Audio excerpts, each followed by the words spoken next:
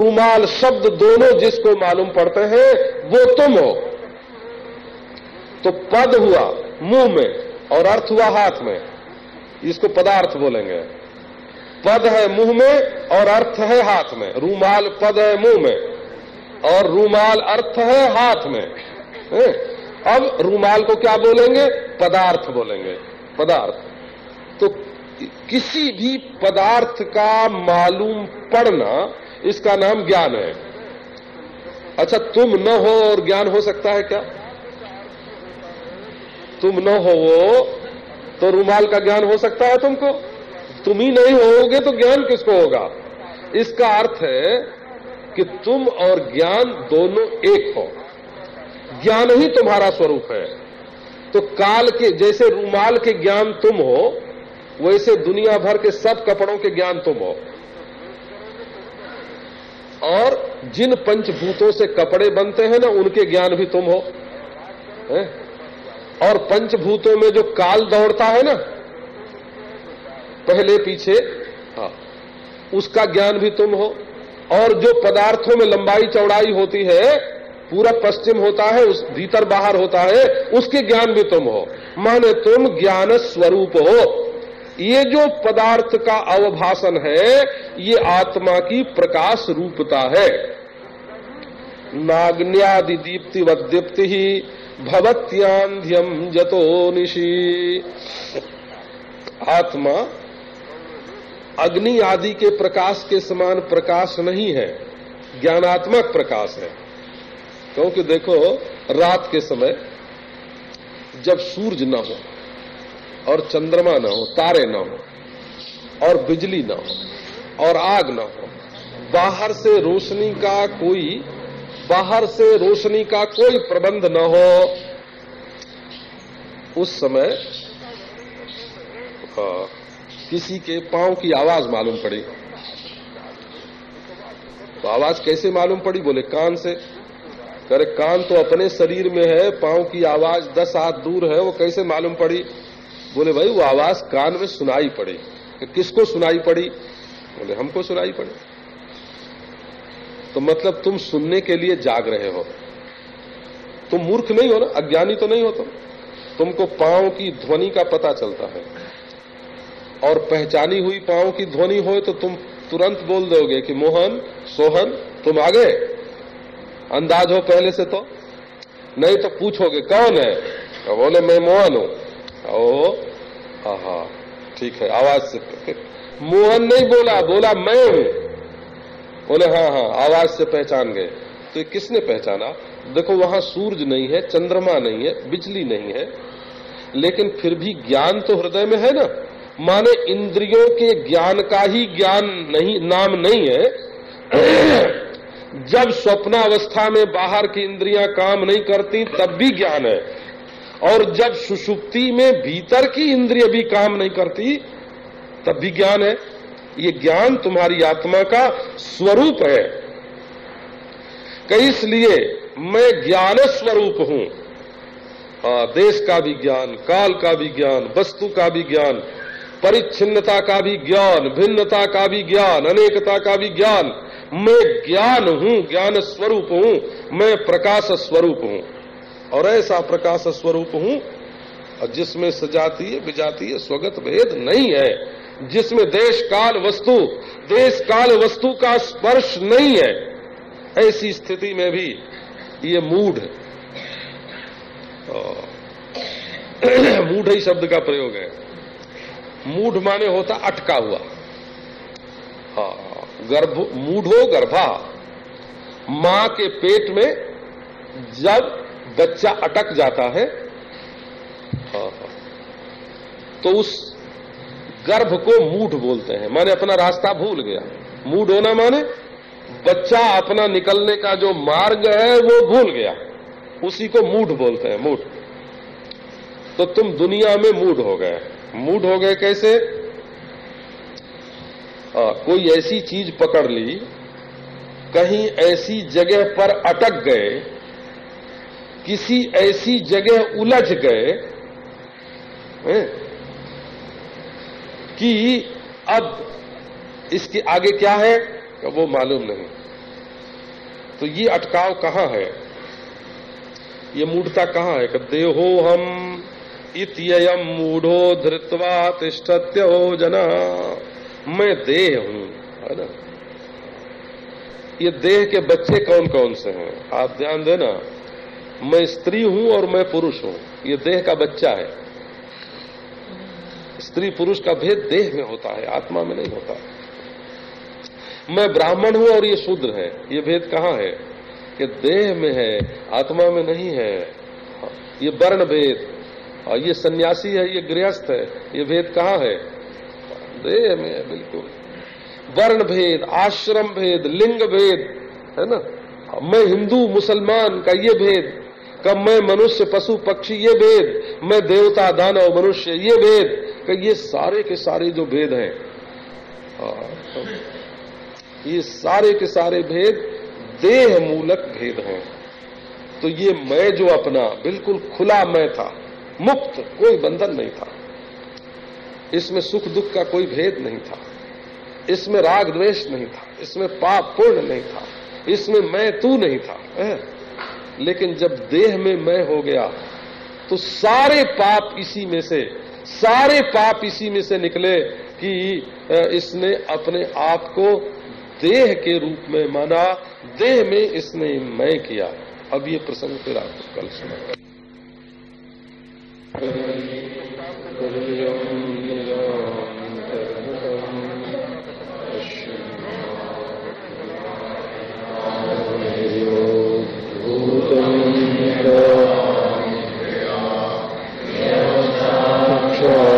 कुरुते प्रबोध समये स्वात्मानमेवाद्वयम् तस्मै श्री गुरुते नमः।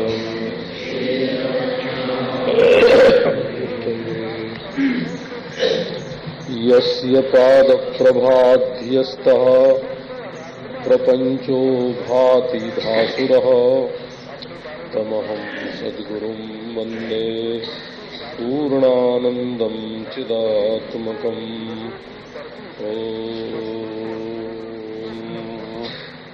अहो आश्चर्यम् देहोहमित्ययं मूढ़ो धृत्वा तिष्ठत्यहो जना ममायमित्यपि ज्ञात्वा घटद्रष्टेव सर्वदा। मृत्यु का भय दूर करने के लिए ये रामबाण महौषध है। घटद्रष्टेव सर्वदा, जैसे घड़े को देखने वाला घड़े से बिल्कुल जुदा होता है। घड़ा बना, घड़ा पकाया गया,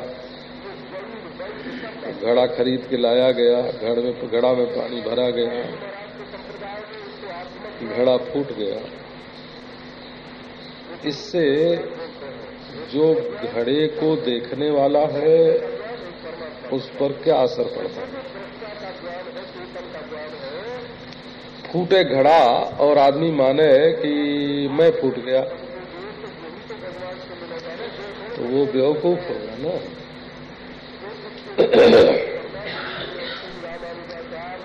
फूटता है घड़ा और देखने वाला मानता है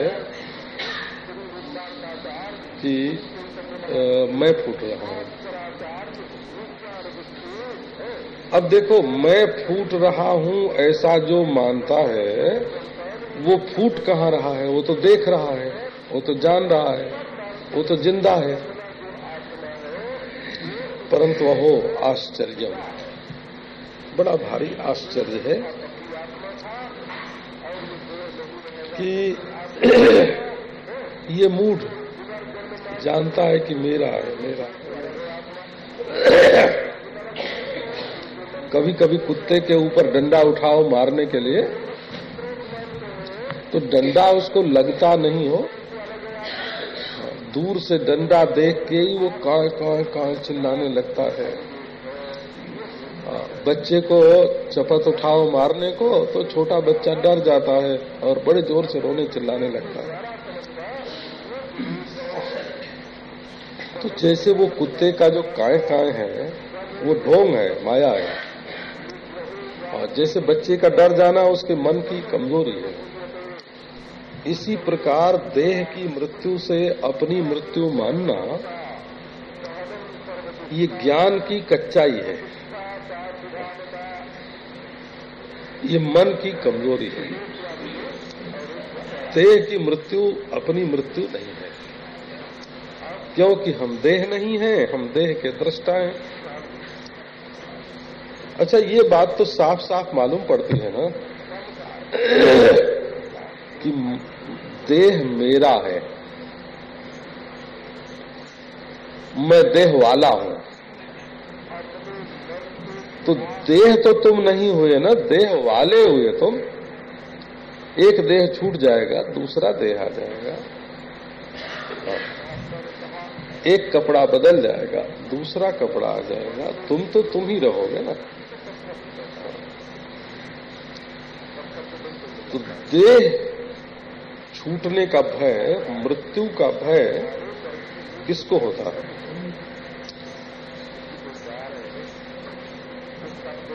जो सोचता है कि हाय हाय देह छूटेगा तो हमारी सारी कमाई छूट जाएगी। अरे बाबा, जब देह ही छूटेगा तो कमाई छूटने में क्या आश्चर्य है? पितामहास्ते क्वगताः पिता च,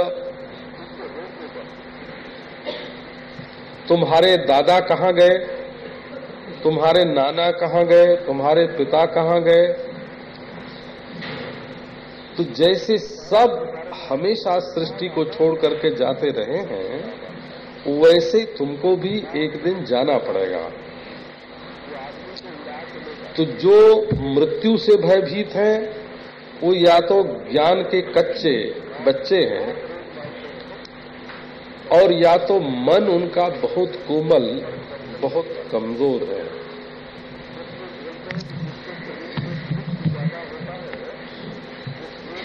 ये बात देखने में आती है कि जब किसी का लक्ष्य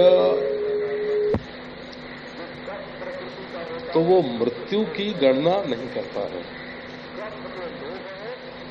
देखो, चोर लोग दूसरे के घर में से धन निकालने के लिए मौत की परवाह कहाँ करते हैं।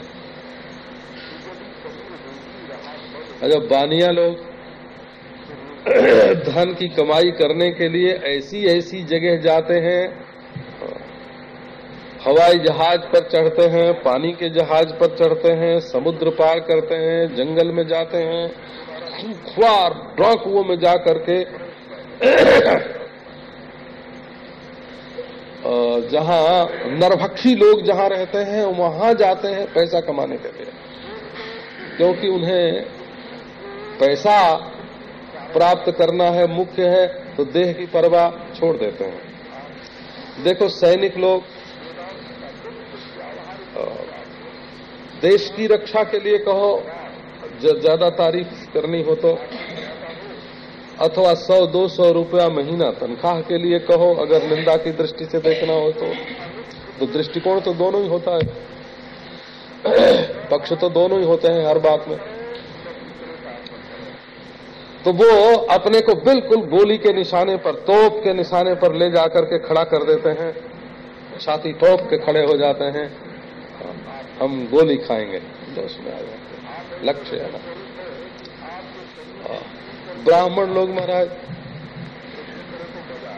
बोले हमको स्वर्ग मिलेगा, इसके लिए पहले भृगुपतन किया करते थे, अनशन किया करते थे, क्योंकि उन्हें स्वर्ग उनका लक्ष्य हो जाता है।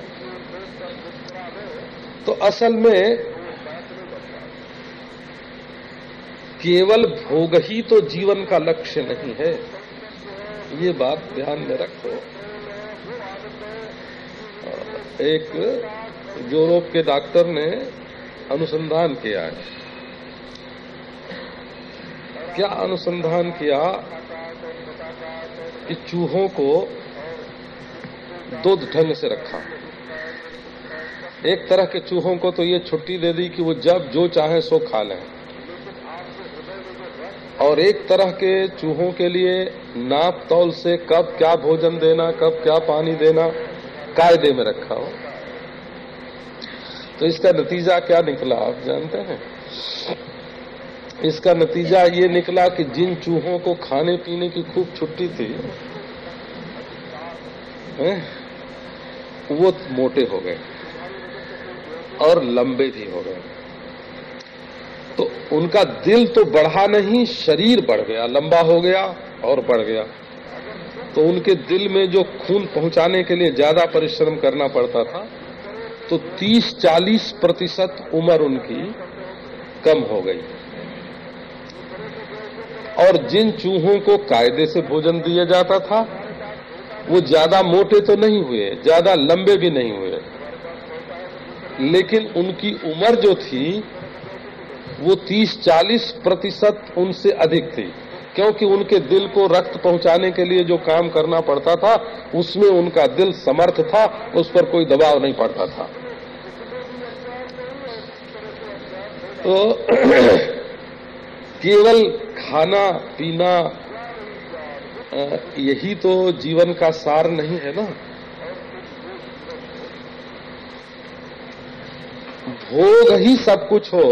अच्छा, एक जने के घर में इतना पैसा रखा है, इतना पैसा रखा है कि उनकी 6 पीढ़ी 8 पीढ़ी भी अगर बिना कोई काम किए खाती जाए तो खाती रहेगी। तो तुमने क्या बड़ा भारी काम किया?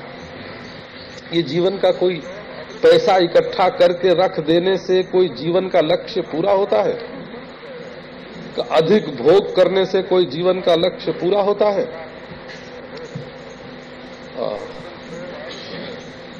तो एक समाचार पढ़ा था मैंने पत्रिका में कि सन 67 में, ये जो बीत गया ना, अमेरिका में दुकान पर से चोरी करने की घटना जो घटित हुई, उनमें 15.5 अरब रुपए का माल चोरी में गया। अच्छा, तो चोरी किसने की? ये प्रामाणिक बात नहीं है, वो प्रामाणिक है बोला। हाँ, ये पिछली लाइफ में देखना, अंग्रेजी में ये समाचार छपा। अच्छा, वो चोरी करने वाले कौन थे? तो उसमें लिखा है वो फोटो भी खिंच जाने की रिवाज है। ऐसे ऐसे यंत्र लगा के रखते हैं कि कोई चोरी करे तो फोटो खिंच जाए। 37,000 रुपए की तो कोट पहने हुए हैं श्रीमती जी, हाँ, बड़े ऊंचे घराने की, और 20 रुपए की चीज चुरा रहे हैं, फोटो छपी है ना। अब बहुत ज्यादा धन बढ़ जाने से मन उनका अच्छा हो गया क्या? ये ठीक है। एक कोई समाज सेवा की संस्था है, उसकी एक अध्यक्षा है, 20 बरस से समाज सेवा का काम करती रही। उन्होंने 15-20 रुपए की कोई चीज चुराई, पकड़ी गई। तो उन्होंने कहा कि लोग हमको भला भला भला कहते हैं, आदर्श महिला है, आदर्श महिला। सुनते सुनते तबीयत ऊब गई, तो मैंने कहा कि चलो एक बार ऐसा करके देखें। ये आपको हम इसलिए सुनाते हैं कि ज्यादा पढ़ जाने से या ज्यादा धन हो जाने से या ज्यादा, है ना, भोग मिल जाने से मनुष्य के चरित्र की शुद्धि नहीं हो सकती। इसके लिए कोई न कोई संस्कार डालना आवश्यक रहता है। तो जिसको जीवनोत्तरकालीन लक्ष्य जिसके पास होता है, क्या का जो अजर अमर ब्रह्म है, बस हम तो वो के रहें, वही हो के रहेंगे, अब हम अमर भय न मरेंगे। अमर जीवन का, अमृत जीवन का लक्ष्य जिसके जीवन में होता है ना, तो वो जाने आने वाले अर्थ के लिए अपने को कुर्बान नहीं करता है, जाने आने वाले धन के लिए अपने को कुर्बान नहीं करता है। हाँ, वो भोग के लिए अपनी अंतरात्मा की हत्या, भोग के लिए अपनी अंतरात्मा की हत्या नहीं करता है। वो क्षणिक सुख के लिए अपने धर्म और अपने चरित्र का संहार नहीं करता है। आज की इतनी ऊंची शिक्षा नारायण, जिसको पढ़ने में 12-15 बरस 16 बरस जो डिग्री प्राप्त करने में लग जाता है, वो डिग्री प्राप्त करके लोग एक दूसरे पर कुर्सी चलाते हैं, एक दूसरे को गाली देते हैं, एक दूसरे को मारते हैं, क्यों कि शिक्षा जो है वो सत संस्कार से रहित हो गई है। उसमें जो जीवन की असलियत है वो नहीं रही। ये देह थोड़े दिनों के लिए मेरा हुआ है। जैसे कश्मीर में जाते हैं और किराए पर नाव ले लेते हैं, होटल में जाते हैं किराए पर कमरा ले लेते हैं, जब अवधि पूरी हो जाती है तब उसमें से निकल जाना पड़ता है। वैसे कि थोड़े दिनों के लिए उसको बोलो कि ये मेरी नाव है, थोड़ी देर के लिए होटल के कमरे को बोलो कि ये मेरा है, लेकिन असल में वो तुम्हारा नहीं है। कंकड़ चुनी चुनी महल बनाया, लोग कहें घर मेरा, ना घर मेरा ना घर तेरा, चिड़िया रैन बसेरा।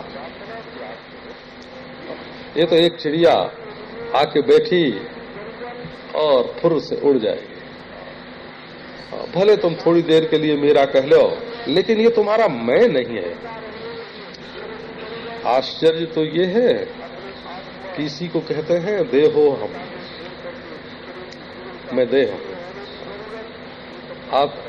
आप जानते हैं पढ़ाई तो पढ़ाई है ना, आजकल बिना पढ़ाई किए कोई डॉक्टर कैसे होगा, आजकल बिना पढ़ाई किए कोई इंजीनियर कैसे होगा, कोई नर्स कैसे होगा, कोई है ना अध्यापिका कैसे होगा।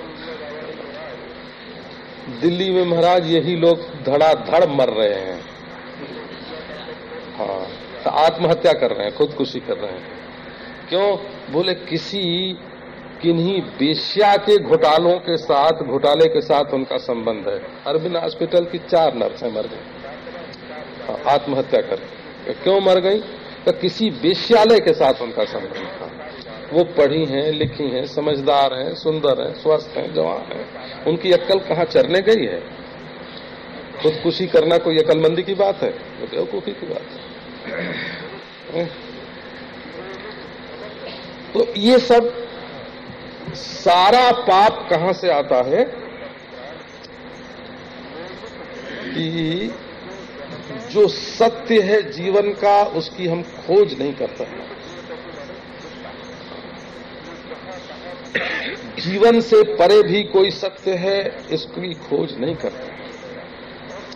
ये परिच्छिन्न जो अहम अहम अहम है ना, मिट्टी का मूल माटी है, खून का मूल पानी है, गर्मी का मूल आग है, सांस का मूल हवा है?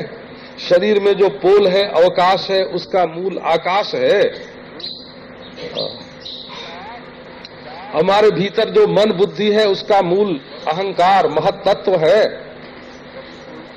और जो सुषुप्ति है उसका मूल प्रकृति है।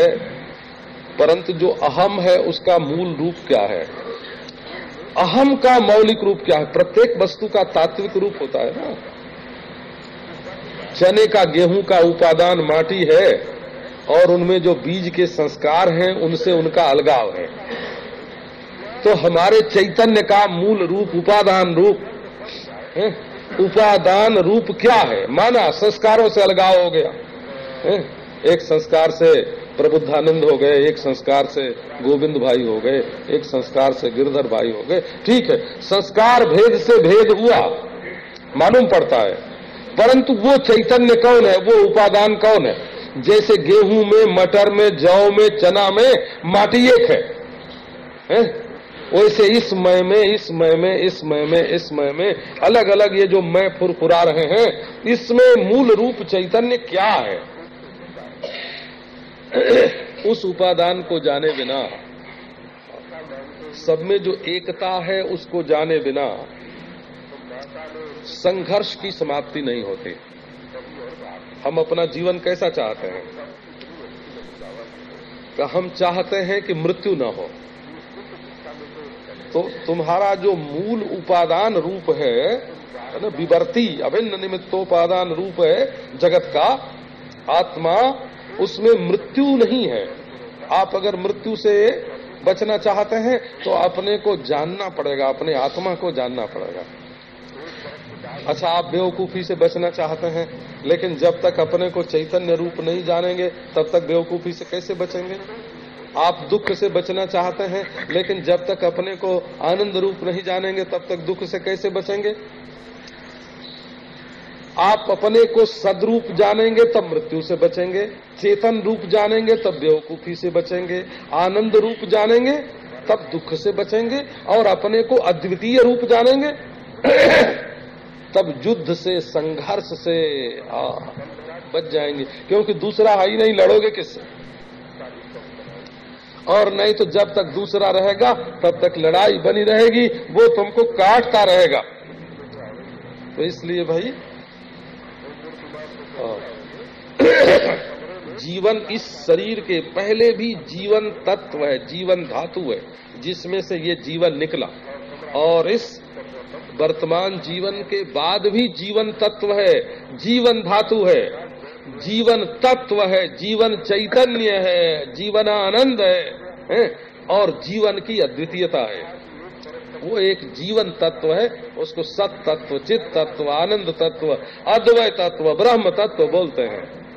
तो ये वेदांत कहता है बाबा मूढ़ता छोड़ो, है ना, मैं देह हूं इस भूल को छोड़ो, तुम आकृतियों से परे सत हो, तुम वृत्तियों की जागृत सुसुप्ति से परे चेतन हो, हैं? और तुम दुख के संस्पर्श से रहित आनंद हो, और तुम द्वैत की सत्ता महत्ता से बिल्कुल रहित अद्वैत तत्व हो। ये बात वेदांत बताता है। तो इसलिए आओ ज्ञान का अनुसंधान करो।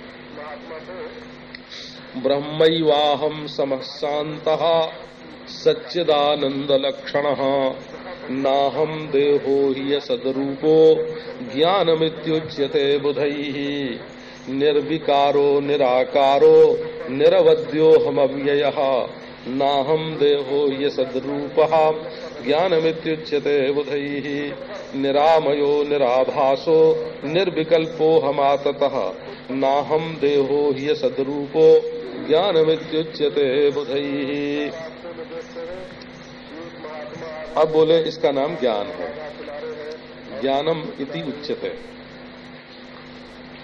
अब एक ज्ञान नाम की वस्तु आपको बताता है। बोले ज्ञान तो अज्ञानी लोग भी बोलते हैं कि हमको बड़ा ज्ञान है। तो अज्ञानी लोग जिसको ज्ञान कहते हैं उसका नाम ज्ञान नहीं है। एक बच्चे से पूछा तुम ईश्वर को जानते हो? कहाँ जानते हो? तो कहाँ रहता है? तो उंगली उठा दी कि आसमान में रहता है। वो भी जानता है, उसका ही ख्याल है हाँ मैं ईश्वर को जानता हूँ। एक बच्चे से मैंने पूछा कि तुम ईश्वर को जानते हो? कहाँ जानते हो? कि कहाँ है? तो वो क्या हमारे कमरे में टंगे हुए हैं, है ना? एक बच्चा ईश्वर के बारे में ये जानता है कि वो कमरे में टंगे हुए हैं फोटो के रूप में, और एक बच्चा जानता है साथ में आसमान में। एक बार सन 35-36 की बात है, हम कलकत्ते में ज्वाला प्रसाद कनौड़िया के घर में ठहरे थे। तो उनके घर में 2 बच्चे थे छोटे छोटे। तो वहाँ ईश्वर दर्शन की खूब चर्चा चलती है। उनको भगवान का दर्शन हुआ है, उनको भगवान का दर्शन हुआ है, उनको भगवान का दर्शन। वो तो जहाँ जैसे वेदांतियों के घर में वेदांत की चर्चा चलती है, भक्तों के घर में भगवान के दर्शन की चर्चा चलती है। वृंदावन में साल भर में 2-4 बार जरूर ही सुनने में आ जाता है कि उनको श्री कृष्ण भगवान का दर्शन हुआ है, उनको श्री कृष्ण। वृंदावन में ऐसा होता है।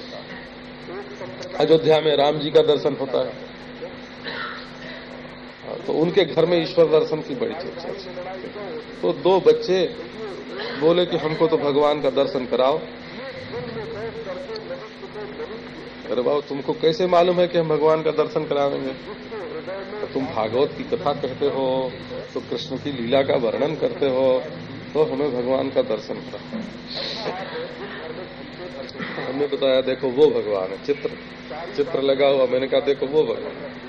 तो बोला कि वो तो नकली है, हमको तो असली चाहिए, है ना।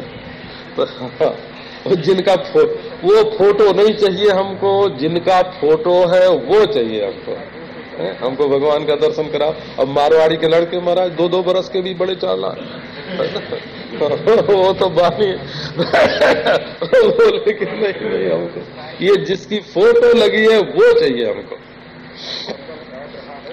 तो सब लोग अपने अपने ज्ञान को, है ना, दूसरे के धन को और अपनी बुद्धि को कोई कम नहीं बताता है। तो ये जो बच्चों का ज्ञान है, इसका नाम ज्ञान नहीं है। ज्ञानमस्ति समस्तस्य जंतोर विषय गोचरे विषयाश्च महाभाग जानति चैवम पृथक पृथक। किसी को कढ़ी पकौड़ी बनाने का ज्ञान अच्छा होता है तो कहता है हमारे बराबर कढ़ी पकौड़ी और कौन बना सकता है, हमारा ज्ञान बहुत ऊंचा है। तो तुम किस बात को लेकर के ज्ञान का अभिमान करते हो? विद्वानों ने बुधई उच्यते, विद्वानों ने जिसको ज्ञान कहा है उस ज्ञान को तुम जानते हो। देखो, जब भूगोल पढ़ते हैं ना तो बच्चों को पहले जिले का भूगोल बताते हैं, फिर प्रांत का बताते हैं, फिर राष्ट्र का बताते हैं, फिर संपूर्ण विश्व का बताते हैं। तो जब जिले के भूगोल का ज्ञान हो जाता है तो बच्चा कहता है कि मैं बिल्कुल तो अपनी कक्षा में मैं सर्वश्रेष्ठ पास हुआ हूं, मैं भूगोल में सबसे श्रेष्ठ हूं। तो कितना भूगोल? बोले एक जिले का, एक प्रांत का, एक राष्ट्र का, संपूर्ण विश्व का। बोले भूगोल का ही नहीं, खगोल का भी ज्ञान हमको है। देखो, विषय जितना विशाल होगा ज्ञान भी उतना विशाल होता जाएगा ना। तो बोले भाई हम एक ब्रह्मांड में रहने वाले ब्रह्मा विष्णु महेश को जानते हैं। बोले भाई अभी तो तुम्हारे भूगोल में सिर्फ एक ब्रह्मांड है और उसके जो हैं प्रजनन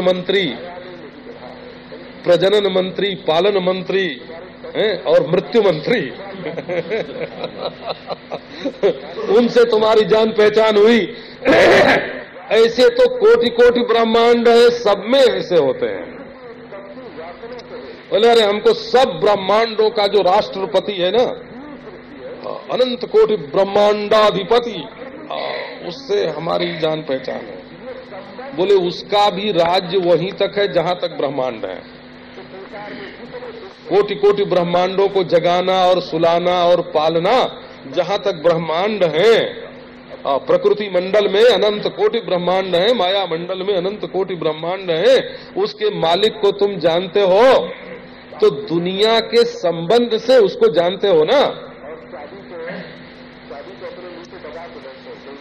जितनी दूर में गांव उतनी दूर तक ग्रामपाल, जितना बड़ा रजिस्टर उतना बड़ा लेखपाल है, और जितना बड़ा राज्य उतना बड़ा राज्यपाल, जितना बड़ा राष्ट्र उतना बड़ा राष्ट्रपति। तो जहां तक माया वहीं तक मायापति, जहां तक माया वहीं तक मायाधिष्ठान, जहां तक प्रकृति वहीं तक प्रकृति का संचालक है। अरे इस माया के परे भी है कुछ भाई, उस प्रकृति के परे भी है कुछ। भला इस माया के परे ईश्वर का वो रूप तुम जानते हो जिसमें माया नहीं है, छाया नहीं है, जिसमें प्रकृति नहीं है, जिसमें विकृति नहीं है, परमात्मा के उस रूप को जानते हो का बुधई ज्ञानम इत्युच्यते। उस माने इतने विशाल का, अभी तो तुम्हारा है ना जिले का भूगोल जानते हो और अपने को भूगोल का ज्ञाता मानते हो, प्रांत का भूगोल जानते हो और भूगोल का ज्ञाता जानते हो, राष्ट्र का भूगोल जानते हो और अपने को भूगोल का सर्वज्ञ मानते हो, और पृथ्वी का भूगोल मात्र सारी पृथ्वी का जानते हो कि अपने को सर्वज्ञ मानते हो। अभी तो ऐसी ऐसी कितनी पृथ्वियां हैं, कितने सौर मंडल हैं, कितने ब्रह्मांड मंडल हैं, और वो सब जिस माया जिस प्रकृति में रहते हैं उसका भी एक घेरा है, उसकी भी एक सीमा है, माया की भी प्रकृति की भी। उसके परे वाले को जानते हो क्या? बोले तो देखो ज्ञान मित्युच्यते बुधाई। विद्वान लोग ज्ञान को ज्ञान तब मानते हैं जब असीम का ज्ञान होता है, जब अमित कालातीत का ज्ञान होता है, जब देशातीत का ज्ञान होता है, जब द्रव्यातीत का ज्ञान होता है, जब दृश्यातीत का ज्ञान होता है, जब द्वयातीत का, जिसमें द्वैत नहीं है, उसका जब ज्ञान होता है, तब विद्वान लोग उसको ज्ञान मानते हैं। नहीं तो फिर बस समझो हम लोगों के समय में तो अब तो हमको क्लास वास का मालूम नहीं ना कैसे होता है। लोअर प्राइमरी का भूगोल, अपर प्राइमरी का भूगोल, मिडिल क्लास का भूगोल, ऐसे होता था। बीए का भूगोल, बोला एमए का भूगोल एक होता था। और खगोल की जानकारी बिल्कुल दूसरी चीज है, प्राणी शास्त्र की जानकारी बिल्कुल दूसरी चीज है। तो तुम किसको ज्ञान मान करके बैठ गए हो? अद्वितीय आत्मसत्ता को तुम जानते हो कि नहीं, ये सवाल है। तो विद्वान लोग तो ज्ञान उसको कहते हैं जहां ज्ञान से बाहर कोई दूसरी चीज नहीं रहती। ज्ञान के पहले, ज्ञान के पीछे, ज्ञान के भीतर, ज्ञान के बाहर, ज्ञान के सिवाय दूसरी चीज न हो तब उसका नाम ज्ञान। जहां ज्ञेय ज्ञान से जुदा न रहे, है ना? ज्ञान के पहले, ज्ञान के पीछे, ज्ञान के भीतर, ज्ञान के सिवाय दूसरी कोई वस्तु न हो। तो पहले पीछे होना काल होना है। ज्ञान अगर काल से सीमित होगा तो ज्ञान के पहले भी होगा और ज्ञान के पीछे भी होगा। और ज्ञान यदि अंतर्देश में होगा या बहिर्देश में होगा तो उसमें अंतर्देश और बहिर्देश नाम की दूसरी चीज भी होगी। और फिर उसमें ये दृश्य है, ये दृष्टा है, ये भेद भी होगा। तो ज्ञान तो वो अखंड वस्तु है जिसमें देश नहीं, काल नहीं, वस्तु नहीं, बिल्कुल द्वैत नहीं। तो जितने परिच्छेद हैं, परिच्छेद सामान्य के अत्यंताभाव से, परिच्छेद सामान्य के अत्यंताभाव से उपलक्षित प्रत्यक्ष चैतन्याभिन्न ब्रह्म, ब्रह्मैवाहम, मैं ब्रह्म। छोड़ तो मौत तुमको छू नहीं सकते। हम बच्चे थे तो हमारे घर के लोग ज्योतिषी थे। हो हमारे पिता पितामह दोनों, सब पिता पितामह प्रपितामह, 10 पीढ़ी से ज्योतिष का काम होता। तो पिता तो हमारे मर गए थे, पितामह थे वो बेचारे, उनका पुत्र मरा उनके सामने, उनका पौत्र मरा उनके सामने, है ना। मैं ही एक पौत्र था उनका, तो उनको बड़ा डर लगता था, ज्योतिष देखते थे। तो उन्होंने देख लिया कि हमारी 19 वर्ष की उम्र में हमारे मार्गपेश योग है। पंडितों से सलाह हुई, बोले संतान योग तो है, जल्दी जल्दी ब्याह करो। जल्दी जल्दी ब्याह हुआ, संतान हुई। पर मौत का डर, अब संतान होने से कोई मौत का डर मिट जाता है? हमको तो मृत्यु का बड़ा डर लगा। बड़े बड़े ज्योतिषियों से दिखाया गया था। काशी के पंडित अयोध्यानाथ गंगाधर शास्त्री ने हमारी कुंडली बनाई थी। पंडित अयोध्यानाथ शास्त्री ने देखा कुंडली को। उन दिनों पद्माकर द्विवेदी, सुधाकर द्विवेदी, सब बड़े बड़े ज्योतिषी जो विश्व में प्रसिद्ध ज्योतिषी थे काशी के, उन्होंने देखा। अब ये हुआ कि भाई मृत्यु तो होने वाली है, तो घर से भाग भाग के साधुओं के पास जाता, सत्संग में जाता कि कोई ऐसा मिले जो मृत्यु से बचने का उपाय बता दे। तो ये नहीं टोना टोटका करने वालों के यहां नहीं गया हो।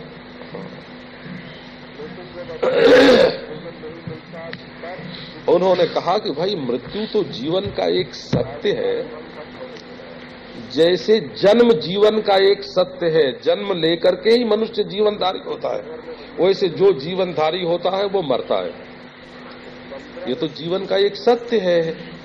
जैसे स्वप्न भी जीवन की एक अवस्था है, जैसे सुषुप्ति भी जीवन की एक अवस्था है, जैसे जागृत भी जीवन की एक अवस्था है, वैसे जन्मने वाले के जीवन की एक अवस्था है मृत्यु। जैसे काल में दिन और रात दोनों है ना, है? काल में दिन और रात दोनों है, और देश में बाहर और भीतर, पूरब और पश्चिम दोनों है। जैसे वस्तु में स्थूल और सूक्ष्म दोनों है, वैसे जीवन में जन्म और मृत्यु दोनों है। यदि तुम सो जाने से नहीं डरते, सुषुप्ति काल से तुम्हें डर क्यों नहीं लगता? तो बोले ये ख्याल रहता है कि सोने के बाद उठेंगे, हमारी दुनिया ज्यों कि तुम्हें मिलेगी। बोले तो मृत्यु के बाद भी फिर उठोगे और तुम्हारी दुनिया ज्यों कि तुम्हें मिलेगी। बोले ये तो विश्वास नहीं होता है, ये तो विश्वास ही नहीं होता। देखो हमारे महापुरुषों की क्या रीति है, क्या बोले जैसे सो जाने पर स्त्री और पुरुष एक साथ सोवे, तभी सोने के बाद, सोने के समय नींद में ये पता नहीं लगेगा कि कौन स्त्री है और कौन पुरुष है। बेटे को गोद में लेकर सो, बेटा और माँ का पता नहीं लगेगा, भाई भाई का पता नहीं लगेगा, मित्र मित्र का पता नहीं लगेगा, चाबी का पता नहीं लगेगा, तिजोरी का पता नहीं लगेगा, शेयर का पता नहीं लगेगा, बैंक के खाते का पता नहीं लगेगा, दुकान धरी रह जाएगी है? लेकिन ये उम्मीद रहती है कि उठने के बाद मिलेगा। सो जाते हैं, निर्द्वंद सो जाते हैं। तो जैसे सुषुप्ति जीवन का एक सत्य है, वैसे मृत्यु भी जीवन का एक सत्य है। जीवन की धारा में मृत्यु भी एक अनिवार्य घटना है। जीवन की धारा में मृत्यु एक अनिवार्य घटना है। जीवन है गंगा जल, और जन्म और मृत्यु है तरंग का उठना और विलीन होना, उठना और विलीन होना। तरंग उठ आई तो जीवन, और तरंग बैठ गई तो मृत्यु। ऐसा है। महात्माओं ने हमको ये आश्वासन नहीं दिया कि हम तुमको मौत से बचा लेंगे। किसी अच्छे महात्मा ने ये बात नहीं कही कि हम मौत से बचा लेंगे। उन्होंने कहा कि तुम आओ हमारे पास, तुमको हम मृत्यु से निर्भय कर देंगे। मृत्यु का डर मिटाना हमारे हाथ में है, और शरीर की मृत्यु से बचाना, अरे शरीर की मृत्यु से बचाना, यदि शरीर को बहुत महत्वपूर्ण हम मानते तब न शरीर की मृत्यु से बचाते। शरीर का कोई महत्व नहीं है, आत्मा का महत्व है। और ये आत्मा, नारायण कहाँ तक आपको सुनाना है, ब्रह्मैवाहम् समशान्तः सच्चिदानंद लक्षणः। ऐसे ऐसे महापुरुष मिले महाराज। बोले एक जीव को ब्रह्म होने में क्या कठिनाई है?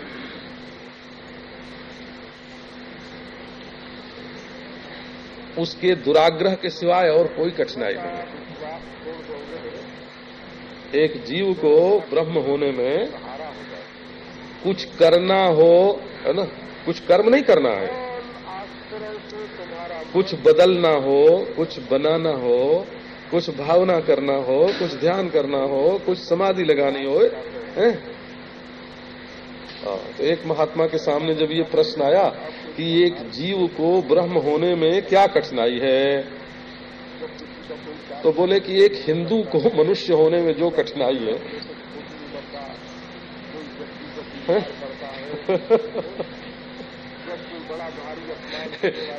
एक हिंदू को मनुष्य होने में जो कठिनाई है,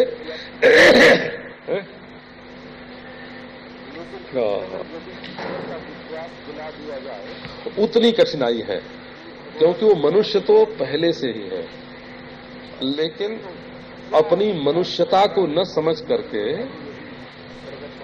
वो जो संस्कार जन्य जो आग्रह है वो उसके चित्त में बैठ गया। तो कहता नहीं, मैं दूसरे मनुष्य को मार सकता हूं, क्योंकि उसको मनुष्य नहीं दिखता। हिंदू को दूसरा मनुष्य दिखता है कि मुसलमान दिखता है? मुसलमान को दूसरा हिंदू दिखता है कि मनुष्य दिखता है? लड़ने झगड़ने वाले हिंदू की बात कर रहे हो, है ना? लड़ने झगड़ने वाले मुसलमान की बात कर रहे। एक मुसलमान जब हिंदू को मारता है तो वो उसको मनुष्य समझ के मारता है कि हिंदू समझ के मारता है? और वो अपने को मुसलमान समझता है कि मनुष्य समझता है? तो जैसे ये देह में मैं रहते हुए भी, देह में मैं रहते हुए भी अपने को हिंदू के संस्कार से संस्कृत करके हिंसक बना लेना, या मुसलमान के संस्कार से संस्कृत करके हिंसक बना लेना, अथवा अपने को मनुष्य, अपने को इंसान जानकर हिंसा से निवृत्त हो जाना, इसमें क्या कठिनाई है? तो ये जो जीवत्व है ना, जीवत्व, ये सांस्कारिक है, ये संस्कृत है, वो संस्कृत संस्कार डाल डाल के जीवत्व बनाया गया है। और इसलिए आपको यदि जीव का इतिहास सुनाने लग जाए, चार बात मानते हैं कि शरीर के साथ ही जीव पैदा होता है और शरीर के साथ ही मर जाता है।